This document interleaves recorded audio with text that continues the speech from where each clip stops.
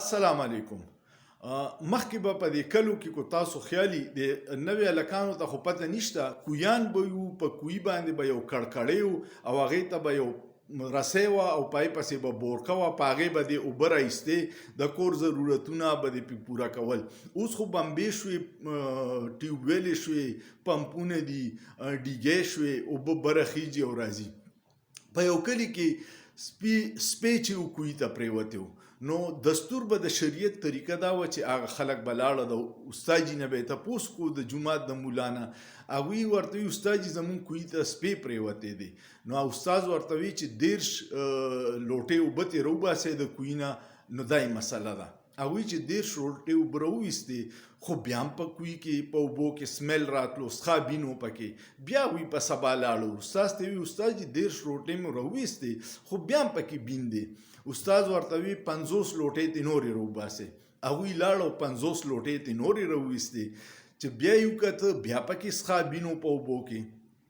دوی بیا لاړو استاد جي ته په درېیمه ورځ، وی استاد جي 50 لوټې مې هم راوویستې، بیا هم پکې بین دی. بیا ورته استاد وی چې 100 لوټې ترې راوباسئ. هغوی بیا لاړه او 100 لوټې اوبه ترې راوویسته، خو چې مسله حل نه شوه، بیا یې وکته، بیا هم پکې بینو. نو چې راغلو استاد ته وی استاد جي اول تا وویل 10 لوټې راوباسه، مونږه 10 راوویستې. بیا تاسو وی چې 50 لوټې اوبه راوباسه، مونږ 50 راوویستې. بیا مو وی چې 100 راوباسه، مونږ 100 لوټې هم راوویستې. خو مسله خو هغسې ده، اوبو کې بیا هم بین دی. نو استاد ورته وی چې تاسو ته سپی راایستی دی؟ هغوی ورته وی چې نه. نو یې کمکلو اول سپی راوباسئ، نو نو بین به ترې ختمیږي. خبره مې دې پورې وکړه چې زمونږ په دې ملک کې دا مسله چې نه حل کېږي، دا په کوی کې مردار سپی پروت دی.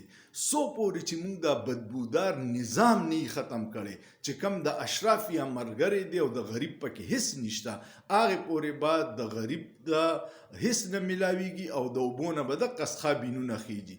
چې څو پورې دا نظام بدل کړي نه چې په عدالت کې غریب او امیر ته یو شان انصافي، په تاڼه کې، په کچرۍ کې، په دفتر کې، په نومي شي کې، په سهولیتونو کې، په پروټوکول کې عام سړی او مالدار سړی یو شان شي، هله به د دې اوبو نه دا بین ختمیږي. چې موږ دغه مردار سپی چې کوم د بدبودار نظام په شکل کې په پاکستان کې دی، دا مو نه ختم کړی، یو مسله هم نه حل کېږي. امید لرم تاسو به دې خبرو سره اتفاق کوئ. کو اتفاق مو ورسره، نو کمنټ پې وکړئ، لایک ورکړئ، شیر یې کړئ او سوچ پې وکړئ. په سوچ کې څه ګناه نشته.